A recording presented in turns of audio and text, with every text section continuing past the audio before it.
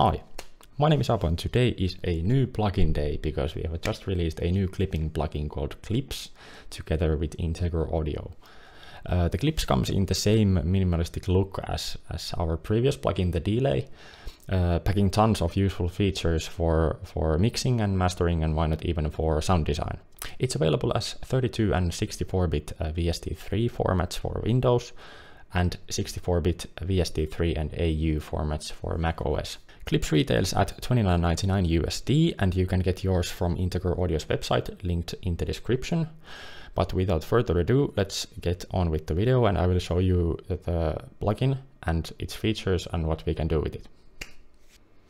Alright, here we are again in FL Studio. Before I get started about Clips, I would like to thank everyone who has downloaded Deelay, our previous plugin with Integraudio. We have got so much good feedback on it and I'm so grateful to hear that you guys like it and actually have been using it in your production, so that's always so nice to hear, so thanks again for that. But anyway, today we are talking about Clips. So here is the plugin. Let's make it first a little bit bigger again, so you can see everything I'm doing. Right now we are in its default state. It will start like this, and we have these two themes here, dark mode and light mode, or whatever you want to call them. I like the dark mode personally, so I will switch to that for this video. First I will go through the controls quickly, and then I will show you some use cases in this project I have here. And then lastly we will try to use this on the master, which we have it right now, and use it for mastering and see what sounds we can get out of it. So maybe let's start from the center here. We have this huge square which will show you the transfer function. This is the input meter and this one is the output meter. And by moving this slider here, you can see the threshold changes. So this one is the threshold slider.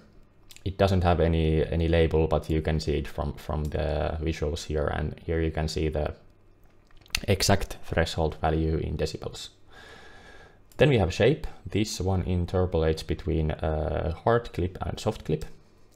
Next up we have mix, which is self-explanatory. Next up, left and right. This can be switched to mid-side mode by pressing this small button here. I don't know if you can even see it. This one here, and you can see the label changes from left/R, or sorry, L/R to M/S. So mid side and left right. Then we have transient. This is transient processing before going into the clipper. Then we have attack and release, and these are available only for compression and gate mode. So clipping mode doesn't allow you to use these. And I will explain these modes in a little bit more depth soon once we get through the plugin first. Then down here we have the oscilloscope. So this one will show you the waveform of the sound you are playing. You will see it in action soon when we play the track and play with the plugin. We have a zoom, which will zoom in decibels, so you can see the labels changing down here if they are not too small for you. It can be, I don't know how this looks in YouTube, so let's see. Then we have duration. This will just change how long the waveform is in time scrolling through here. You will see soon when I use the plugin, so let's not try to explain this too much here. Then we have multiband. So this is by turning this on here, you can individually control all these settings in 3 different bands, and these are separate. So you can see when I have it off, we have these thresholds here. We can even change these. And when I change to any of these bands, we have different or new fresh values. So these automatically change specifically to the band you have selected in the multiband section. Then we have the controls for the multiband. We have a copy. You can copy values or states between bands. So right now, if we have something like this, we can copy and paste, for example, here. Now we have the same values here. Then we have solo. This one will solo the band you have selected if you want to listen to the band separately from other frequencies, so you don't get distracted when you are mixing. Then you can mute bands as well, so this one will just mute the band you have selected. Then bypass, it will bypass the processing on the band, and reset will reset the band in the default state. Then we have input and output. These are self-explanatory, I think.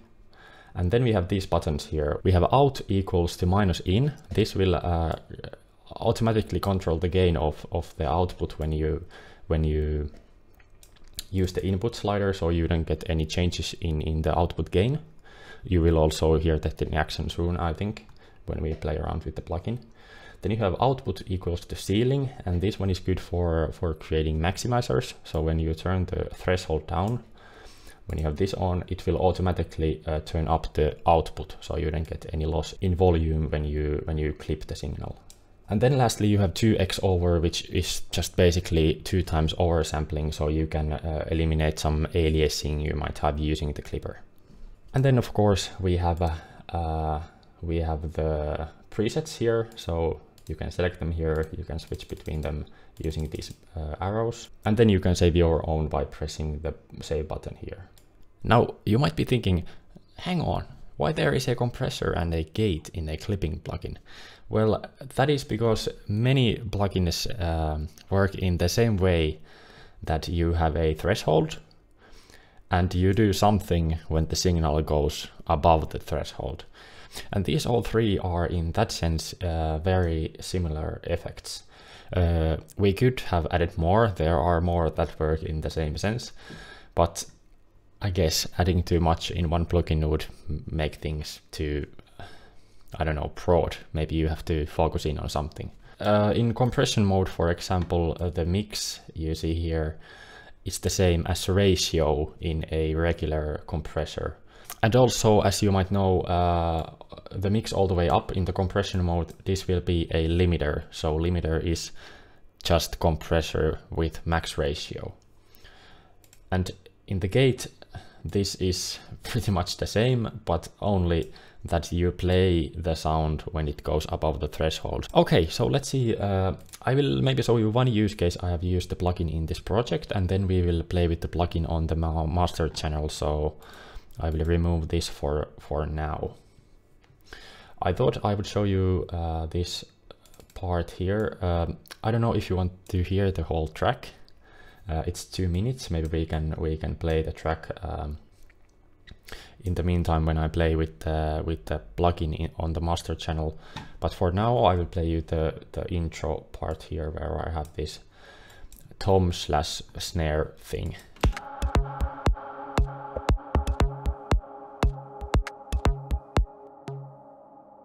So this one here. And without clips, it will sound like this. So drastically different.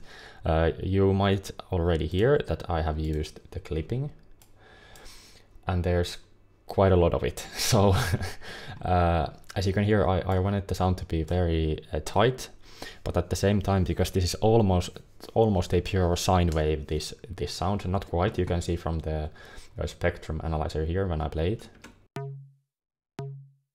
It's almost one frequency here. There's some other stuff here, but anyway. And in a pure sine wave, soft clipping sounds very good in my opinion, so I thought I would use the soft clipping here. I have shape all the way up and minus 23.2 decibels clipping. So that's one use case for the plugin. I used it in many other places as well, I think, but maybe for now, so that the video isn't too long, we will move on. So I will show you next some settings in the master channel. So I thought I would probably go through the presets here. There aren't that many of them, because usually when you use a plugin like Clipper or Compressor, you have to adjust the controls according to your own signal, because all of these effects depend on the input volume basically. So you have to anyway adjust the presets also for your own sounds. So we didn't make too many factory presets compared, for example, for Deelay we made 100, and we could have made 1000 if we had the time. But this one doesn't have too much, so you can make your own if you want, and usually you will just end up using it like in a case-by-case basis. So you hear a sound and you need to adjust something slightly, and then you just do it on the spot. And that's why we wanted to make the plugin as simple as possible to use, so you don't have to spend all the time messing around with the levels and everything else. Okay, so I will now play everything, and let's go through the track. It's 2 minutes. And maybe I will just test some things out and see what we what we end up hearing. So yeah, let's play the track.